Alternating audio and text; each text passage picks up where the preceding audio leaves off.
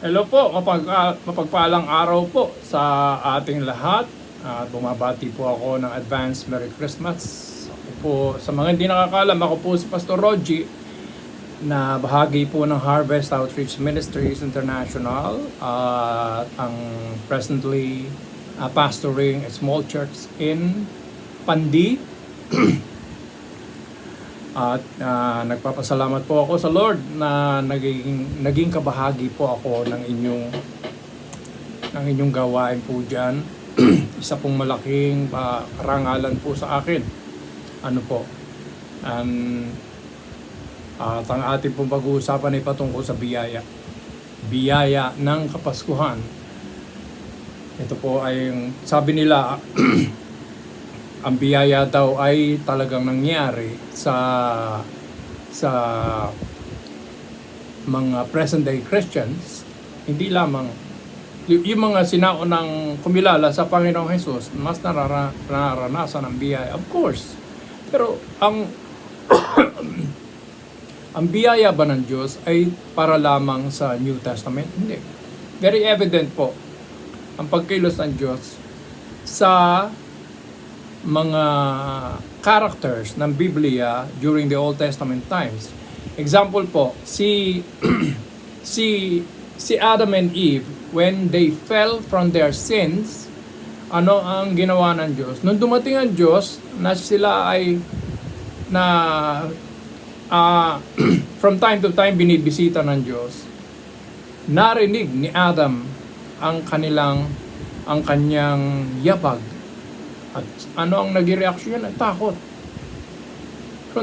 For the first time, natakot siya sa pagdating. Ganito nararamdaman na may mga dinadalang kasalanan. Ano? Tapos nung naging conscious sila sa kanilang kahubaran, nagtago sila. And then dumating ang Lord at sabi, nasan ka? But God is all-knowing. Pero bakit niya tinatanong? Nasaan ka?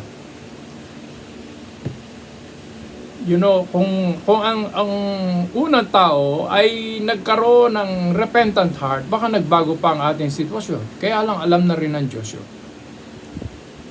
So, nung tanungin siya, sabi niya, dumarating kayo, ay natakot ako nadinig ko. Bakit? Kinain mo ba yung bunga? Kasi siya asawa, yung binigay mo asawa sa akin, yung babae naman. Kasi si Ahaz. Ganon ang nangyari. And when they became conscious of their nakedness, gumawa sila ng sarili nilang kaparaanan, kumuha ng mga dahon, which is very temporary sa kanilang katawan. Kasi in a few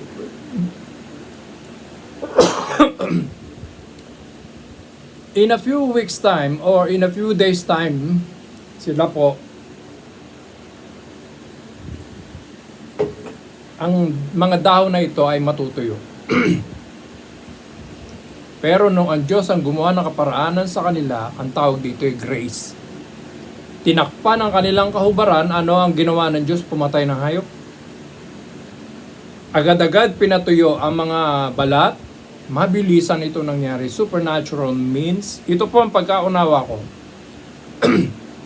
Tinakpan ang kanilang kahubaran at ito ay long term. Of course, masisira din nyo pero matagal na panahon. Ang ginawang ito ng Diyos ay tipo ng Panginoong Hesus. Sorry po. Now, another grace of God sa Old Testament, hindi natin bibigyan ng maraming example lang po ito, dalawa lang itong pinili ko. Example ay si Jonah.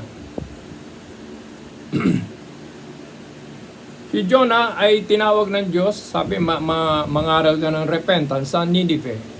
Ang Nineveh ay, kung di ako nagkakamali, present day Iraq. At ang Nineveh nung panahon na yun ay wicked. Sobrang wicked ang kanilang ginagawa. At anong naging desisyon ni Jonah? Hindi siya sumunod. he deviates from his calling. Tumakbo siya, pumunta ng Tarsus, sumakay ng barko. At nagulat na lamang yung mga crew ng barko na nalaman na biglang-bigla nakaranas ng napakalakas na bagyo at sinisiklot-siklot ng malalakas na alon ang kanilang barko. At ano ang naging desisyon nila? Sino bang may balat sa atin? Ito na ang ginawa nila. So, ginising nila si Jonah, si Jonah ay umamin. Sabi niya, itapon niyo na lamang ako. Sa madalit sabi, bago nila itapon, humingi sila ng tawad sa Diyos. Tinapon nila si Jonah. And the grace of God is there. Was there. Sinapo siya ng in a few minutes time, habang ikaw ay sinisiklot ng malalakas na alon, mawawalan ka na ng lakas, mauubusan ka ng lakas, tapos lalamunin ka na ng alon. Pero ang biyaya ng Diyos ay naroon. Sinapo siya ng balyena. Now, medically speaking, scientifically speaking, hindi ka mabubuhay sa loob ng balyena. I hope everyone will agree with me. Kasi sa loob ng balyena, napakarami dong mga isda katulad mo. Dahil ang description sa kanya, nababalutan siya ng mga seaweeds. Nandun yung matinding laway ng balyena at yung mga iba't ibang chemicals para maging katulong sa digestion ng balyena kapag siya kumakain. Dahil pag yan ay bumuka ang bibig, pasukan ng iba't ibang mga klase ng isda. Nakasama si Jonah doon. Just imagine, ikaw ang nasa loob ng balyena for 3 days and 3 nights without the grace of God. Patay ka. At ano ang ginawa ni Jonah?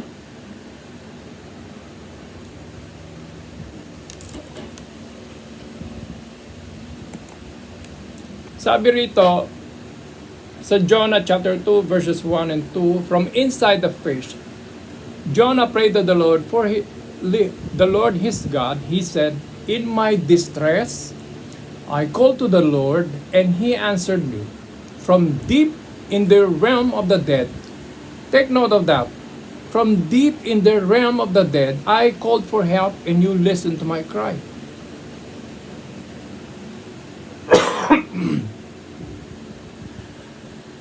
Now, pag sinabing realm of the dead, nasa lugar na siya ng mga patay. Ang sabi na isang nagtuturo sa amin sa Bible School, na namatay na raw si Jonah. Nandun na yung kanyang kaluluwa, yung kanyang espiritu, papunta ron. Pero ang sabi rito, I called for help and you listened to my cry. At yung naunang talata, ang sabi, in my distress, I called to the Lord and He answered me. Siya ay naiahon pa rin. At siya ibinuga ng balyena sa pampang na mismo. And then, ano ang ginawa niya? Siyempre, napilitan siya sumunod. Hindi ko alam kung tama yung term na yun na napilitan.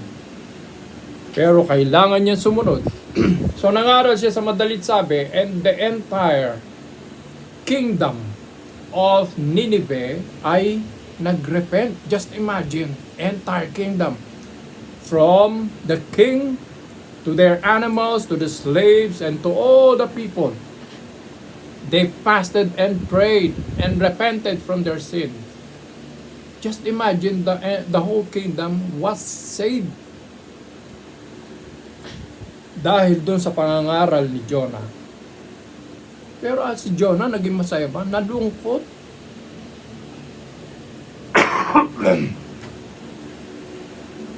Nalungkot po siya. Bakit? Kaaway nga ng Israel ang Nineveh. At misan ganon, mas marunong pa tayo sa Diyos. Tayo pa ang nagbibigay ng hatol. Nararanasan ba natin yun? Yung mga Nakakakita tayo ng tao na akala natin mga wala na itong pag-asa. Kahit di ito bigyan mo ng ebanghelyo, hindi niya tatanggapin. Tayo po ang nagbibigay ng hatol. Nagkakamali tayo. Ang Diyos talaga ang righteous judge. At siya nakakaalam. Nagbibigay siya ng ultimatum bago siya magbigay ng hatol. Ayun na nangyari. Ano naging reaksyon ni Jonah? Nalungkot siya. Nagpunta siya sa disyerto at doon siya nag-emote. At nung ginawang illustration ng Diyos, ang nagpatubo ng halaman, and then ano nangyari? Tuwan-tuwa si Jonah kasi nagkaroon ng shed. Yung kanyang kalagayan, napakainit. Alam naman natin yung init dyan sa Middle East, no? At nandun ka sa gitna ng araw. Natuwa si Jonah. Pagkatapos, nagpadala ang Diyos ng uod, namatay din. Napiko na naman si Jonah. Sabi ng Diyos, anong kinagagalit mo?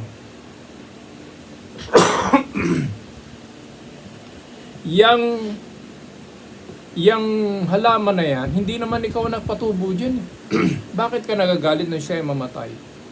Paano naman kaya yung napakaraming tao na yon na hindi nila alam ang kanilang kanan sa kaliwa? Tapos basta na lang mamamatay sila spiritually. Pinaliwanag ng Diyos. Napakamabiyaya ng Diyos kay Jonah. Kahit na siya ay nag-emote na gano'n. Namamangha po ako sa biyaya ng Diyos dito. Kaya ito pong ating pag-aaralan, the grace of Christmas. Ang ating puntalata ay sa Titus chapter 2 verses 11 hanggang 14. Titus chapter 2 verses 11 hanggang 14. Sabi rito, for the grace of God has appeared, bringing salvation for all people, training us to renounce ungodliness and worldly passions and to live self-controlled, upright, and godly lives in the present age.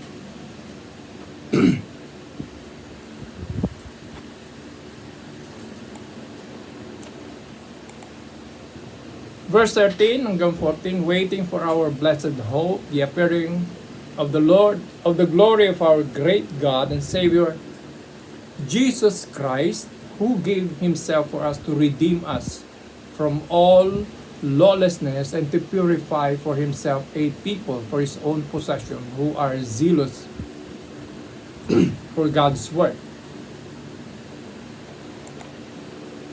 Now, ang pagdating ng Panginoong Hesus, nagpasimula ito, siyempre, nung Christmas. The first Noel, nung nagpahayag ang Diyos sa iba't ibang mga karakter ng Biblia na kung saan ay naging instrumento sila para sa kabuuan po ng pagdating ng Panginoong Hesus. Example, si Prophetess Anna, si Zechariah, sino pa? Even King Herod.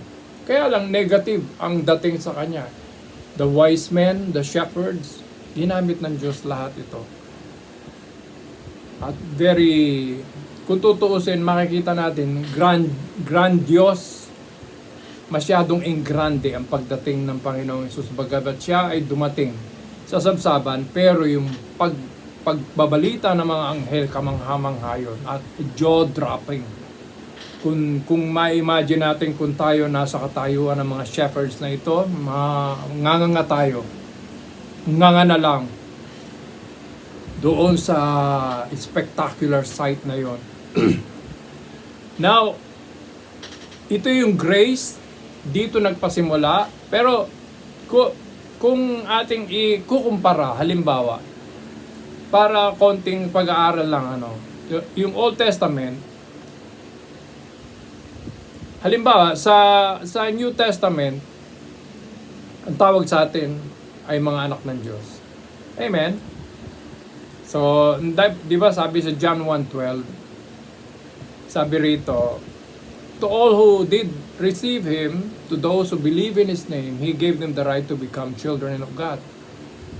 Children born not of natural descent, nor of human decision, or a husband's will, but born of God. Ito po ay katotohanan kasi kung babasahin natin yung verse 11, 10:11, ang sabi ron, He came, though the world was made through Him, the world did not recognize Him. Sa verse 11, sabi, He came to His own, but His own did not receive Him. Diba, dumating siya sa mismong bayang Israel pagsasakatuparan ng Diyos sa pangako niya na darating ang Mesiyas, pero hindi siya tinanggap. Pero dito pumasok ang biyaya sa atin. Lahat ng kumilala, which is us, naging anak ng Diyos. At hindi uri ng kapanganakan na katulad ng mga biological pregnancies, etc., kundi through sa pamamagitan ng kapanganakan sa Diyos. Amen? Sabi mo sa katabi mo, anak ka ng Diyos. Pero kung titignan natin sa Old Testament, hindi mo pwede sabihin anak ka ng Diyos. Otherwise, sa Israel, pag sinabi mo yun, pupulo sila ng bato at babatuhin ka. Ganon ang sinabi ni Jesus. Nung tinatanong siya na siya ba'y anak ng Diyos, babatuhin siya. Kasi they considered that phrase as blasphemous.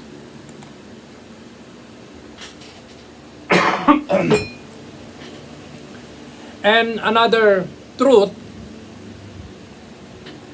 we have a better covenant. The old covenant ay maganda.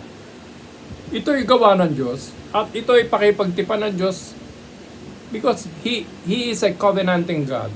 Mahilig siya makipagtipan. From Adamic covenant, di ba, Noahic covenant, Abrahamic covenant, tapos si Isaac, si Jacob, nakikipagtipan ng Diyos. Tapos kay Moses. Now, pagdating dito, sabi sa Hebrews chapter 8, verse 6, but in fact, the ministry Jesus has received is as superior to theirs as the covenant of which He is mediator is superior to the old one. Just imagine, ikaw ay nakapasok sa new covenant which is superior. He is mediator, is superior to the old one since the new covenant is established on better promises. Palakpakan natin ang Diyos.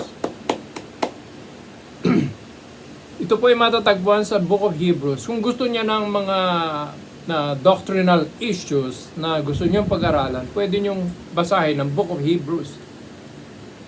Hindi nga lang pinagtatalunan pa kung sino talaga ang author nito.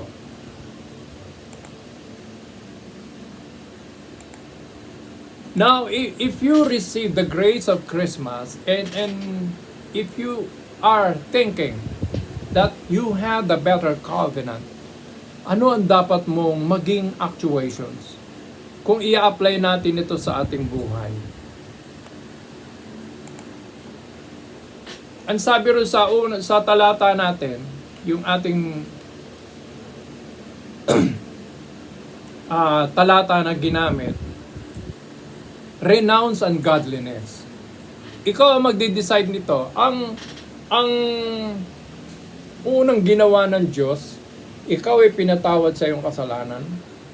Ikaw ay nilinis. The blood of Jesus cleanses you and I from all the filthiness, from all the unrighteousness.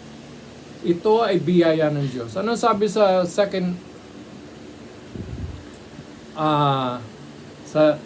sa Ephesians 2, sa Ephesians 2:8-9, for by grace you have been saved through faith. This is not from yourselves. It is a gift of God, not by works, so that no one can boast. Tapos doon sa verse 10, sabi ron, we are God's workmanship, created in Christ Jesus to do good works. Papasok na rito yung ating decision making, yung daily activities po natin. good works. Kaya ang sabi rito, renounce ungodliness. Ano ibig sabihin ng renounce? Ang pwedeng reject, pwedeng talikuran, depart. Yun ang ibig sabihin ng ungodliness. Lahat ng sisira, mga bagay na sisira sa paglakad natin sa kabanalan ng Diyos, talikuran po natin. Iwanan po natin ito. Ang sabi sa 2 Timothy 2:19, but the truth of God cannot be changed. It says, the Lord knows who are His. Alam ng Diyos, kilala ng Diyos kung sino ang sa Kanya. Hindi ito yung kumilala, tumanggap lang ako. Kundi kilala ka ng Diyos.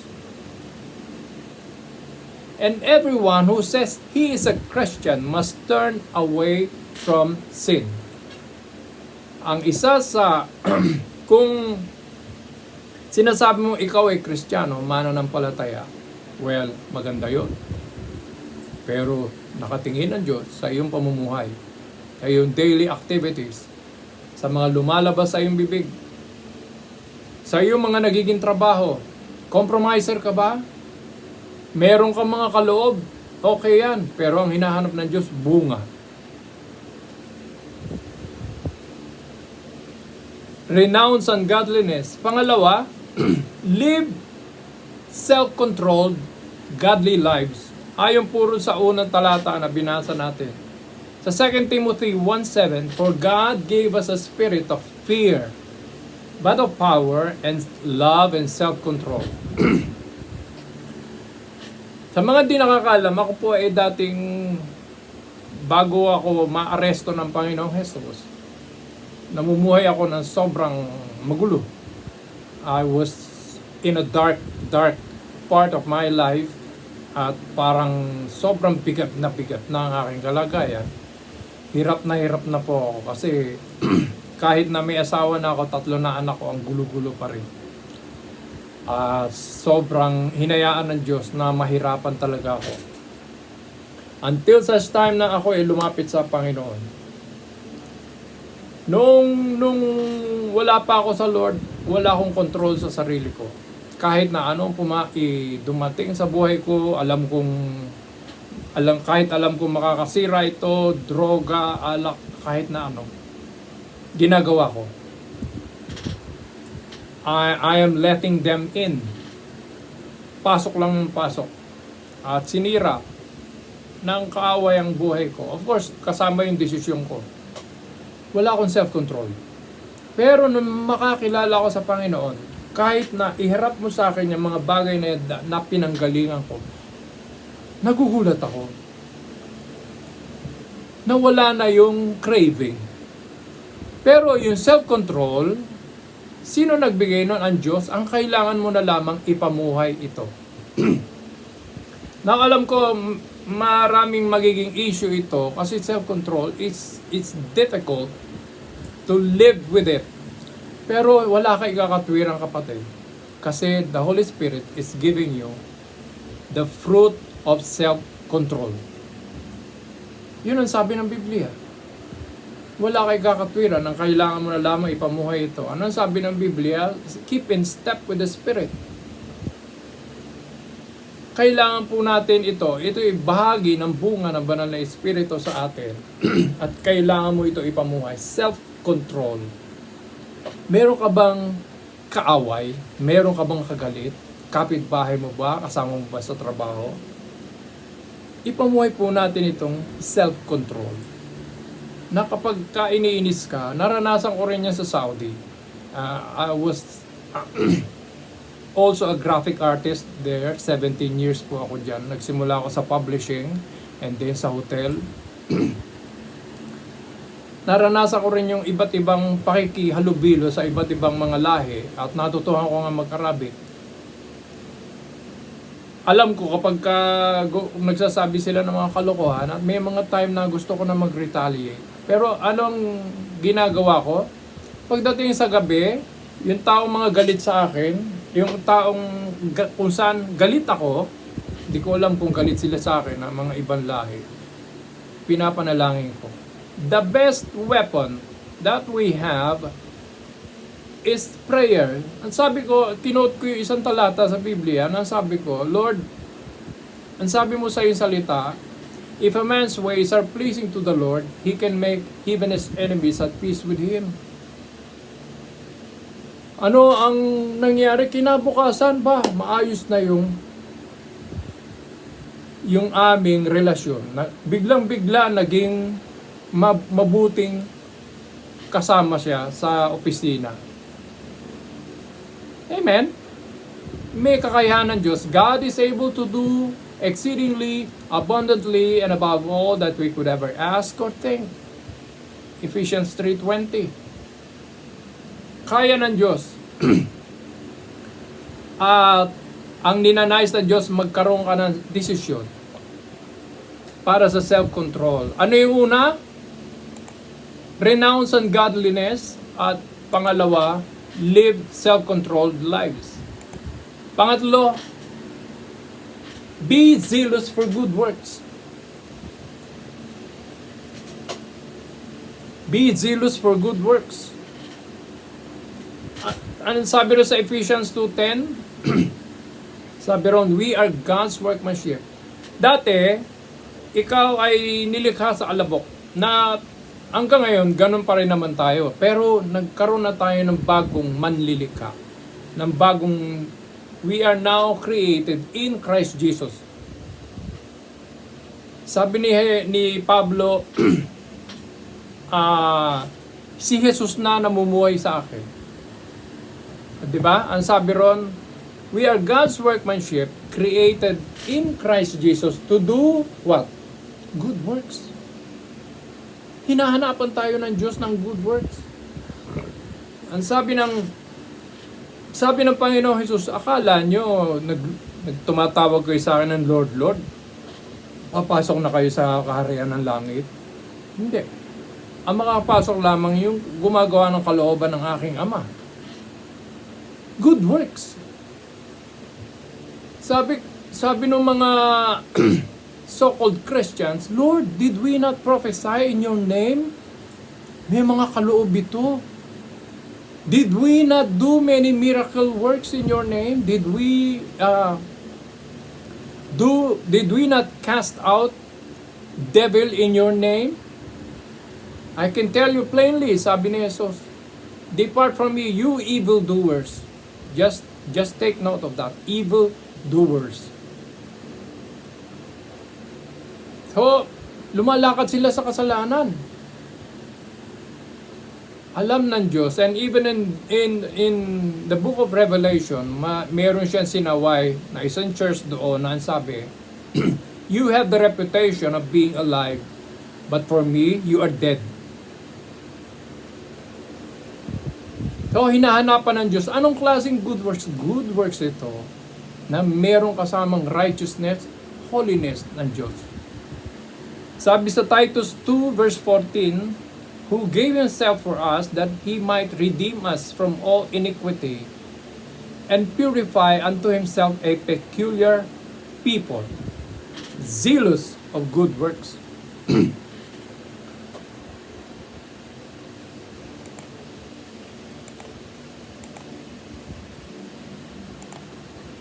Pangapat po, if we receive the grace of God, dapat maging gracious din tayo. Pangapat, be gracious.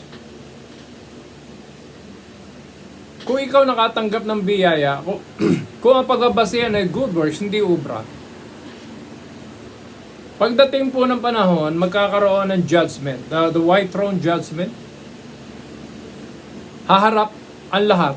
And sabi ng book of Revelation, books will be open. And another books will be open, and another book will be open. Ito yung book of life na kung saan nakalista ang pangalan ng mga nanampalataya sa Panginoon Jesus, and books will be open. Ano itong books will be open? Ang sabi, lahat ng mga patay, buhay, patay, haharap sa white throne judgment. Ipapakita ng Diyos na ang kanyang desisyon ay righteous. Kahit na yung mga patay, bubuhayin yun, haharap sa white throne judgment, and books will be open. Ito ang yung mga pinaggagawa. Ito ang laman ng iyong isip. Parang video na lahat yon ay i-remind sa iyo. Tapos, ang mangyayari, makikita mo ang sarili mo na wala talaga, hindi pala talaga ako karapat-dapat. Ito yung sa mga condemned. Now, ikaw ako, pinatawad, naranasan mo ang biyaya ng Diyos. Dapat maging mabiyaya ka rin. Sabi sa 2 Timothy 2:1, "You therefore, my son, be strong in the grace that is in Christ Jesus." Mas maging malakas daw yung biyaya na nasa iyo. At isang halimbawa rito ang ating pananalita.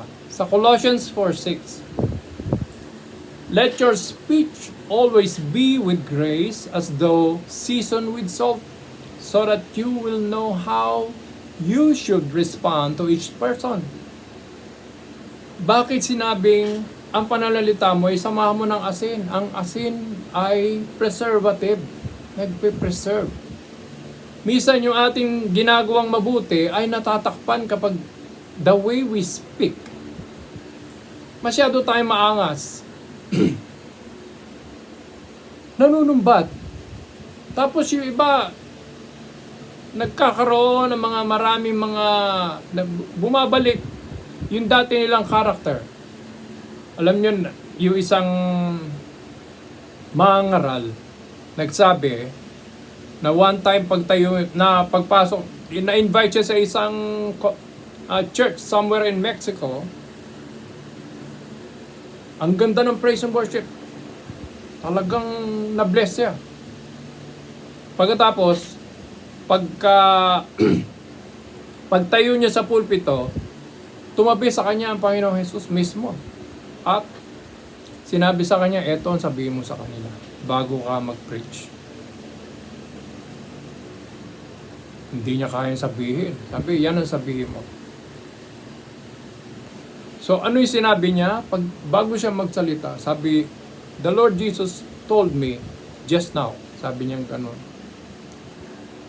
"Kung ako'y darating ngayon, wala akong kukunin sa inyo."